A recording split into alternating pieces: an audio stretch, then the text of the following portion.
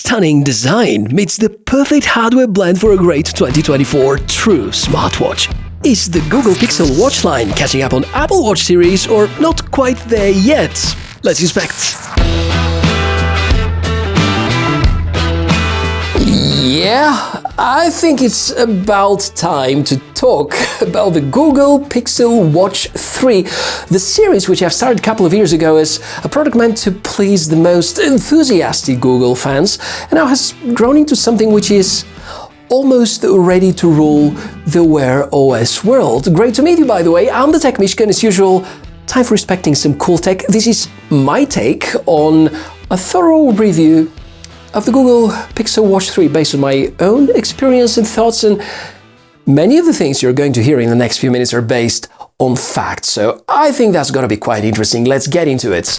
I think that most people would agree that among the key strengths of smart wearables is namely the ability to track health accurately. Well, given Google's record of being rather slow and conservative about adopting certain decisions and developing their own ecosystem, yeah, there are definitely certain concerns, but at the same time we know that Google have the power, the resources and the experience to turn the health tracking into one of the key strengths of the Pixel Watch series.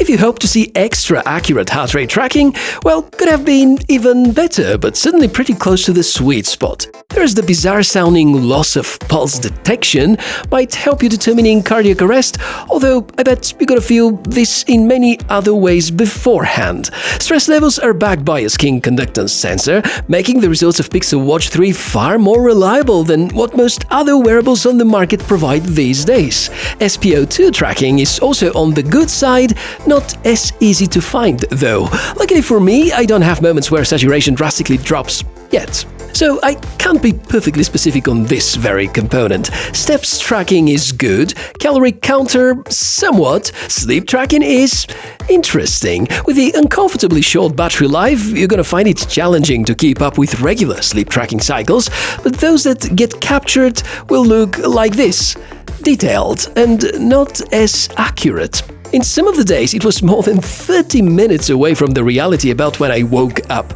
On other days, it is satisfactory at least. Inside the Fitbit app, you're gonna see enough information to be well informed about your health status. If you wanna investigate even deeper, then better pay for the subscription plan and get analysis with the help of AI, or just get to read more books about health. The latter one is free of charge. The workouts tracking is even more interesting, because here I find it much easier to show comparisons to other devices with proven record to be truly reliable. Take this workout for instance. On the left, you can review the collected data via the watch with GPS input only. Note that I've intentionally disabled Bluetooth for the exercise so that it is plain GPS input from the Pixel 3 only. And on the other side, we have the smartphone plus a chest-mounted HR tracker combo. The Pixel Watch 3 comes with a handful of tracked workouts. Since I mentioned chest trackers, such cannot be utilized, although the watch has fully functional Bluetooth and theoretically it should all work. Before I get to talk about the design and the build quality, let's do it the right way. In these few seconds where you get to see the unboxing, let's have a moment to appreciate the awesome Google feeling. Yeah, a new style of the pack feels much different to Pixel Watch generations 1 and 2, but this doesn't take any of the glamour and the awesomeness of this pack. You once again receive two sizes of the strap, and there's this awesome unique mounting mechanism preventing dirt to enter the area between the strap and the lugs, something immensely helpful during the summer. Build quality is pretty great, with premium materials and the signature design leaving the display quite exposed. No matter the glass hardness, scratches will appear eventually. It depends on the intensity of wearing. Whether we talk about impact with keys, sand, doors, elevators or whatever, there for sure will be some marks at some point. If I were you, I'd certainly go for a proper protection, although it's gonna take away the awesomeness of the curved glass. Might be unpractical, but it's for sure a piece of art.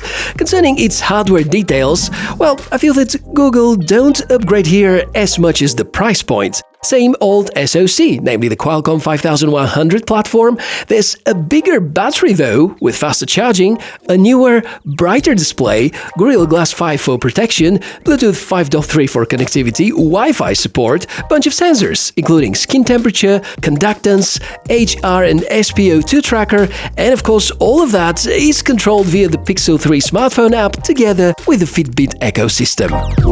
Based on facts, this thing here is something like an elevated version of the Pixel Watch 2, because yes, it has the same system on a chip, almost the same kind of bands and straps, and they have the very same kind of mounting mechanism.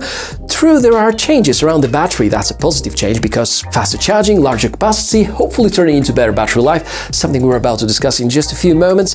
And I'm really happy to see that Google finally listened to their community and brought us a larger variation, the 45mm edition, which finally catches up with the trends of smart wearables being somewhat larger.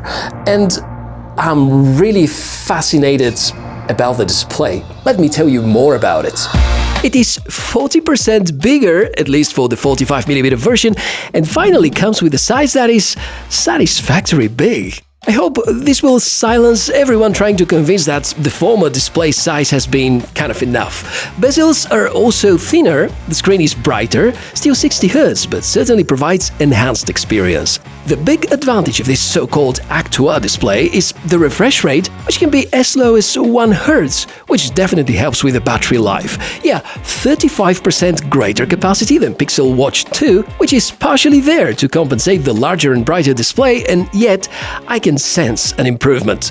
Google promised at least a day when it is fully charged, and here I totally agree. 36 hours are also possible, maybe 2 days if you disable the wrist gesture to light up the display and avoid using always-on mode. Charging speeds are improved a little, however, the battery still has a fairly slow rate of charging if you compare it to some other vendors. Plus, the OnePlus Watch 2, also running Wear OS and similar system-on-a-chip configuration, provides at least twice longer endurance times as compared to the Pixel Watch 3. So yeah, Google are on the right track with battery life enhancements, but a long way to go until they gain credibility. The software, on the other hand, is quite superb. From the animations to the super smooth feeling while you scroll up and down, the so beautifully looking fonts and styled icons. If it is for the feeling of the UI only, this is by far the best you can get out of the smartwatch world.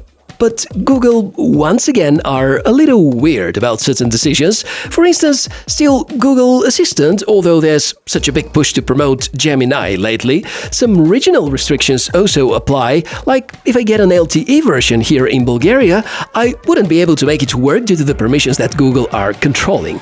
If you want to access the heart rate or the SpO2 measurings or the stress levels, they are kind of hidden.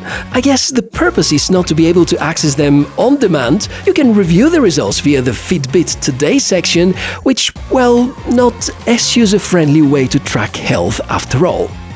This time around, Google joined Apple in direction going to personal safety enhancements. This makes best sense if you have the LTE edition, and I hope that although it's gonna lightly benefit just a few amount of users, human lives are gonna be saved.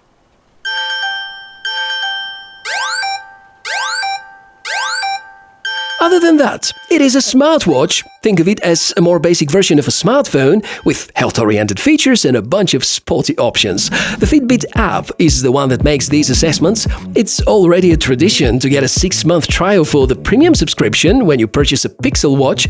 Honestly, given the price point and the fact that Google stays behind all these developments, I believe we should be granted for the premium subscription for free for life. Yeah, most of the insights are delightfully detailed and smart, and I don't want to underestimate the effectiveness of coaches and other workout developments, but yet pretty sure that no athlete is going to prefer Pixel Watch 3 over Garmin Fenix series, for instance. If you want to apply configurations to the watch from within the smartphone, then head over to the Pixel Watch app.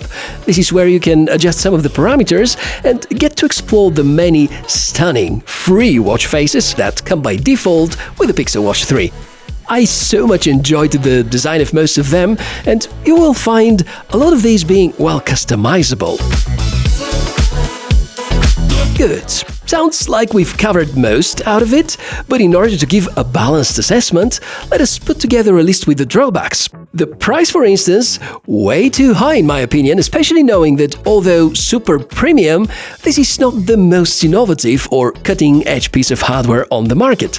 Also, the health tracking ecosystem feels weird at some points.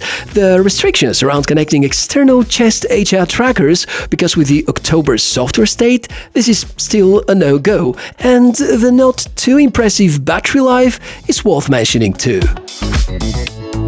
I think it's very clear what Google are trying to achieve with the Pixel Watch. They want to make a point. They want to be considered as the most influential part for Android users as compared to what Apple are doing with their Apple Watch series for iPhones.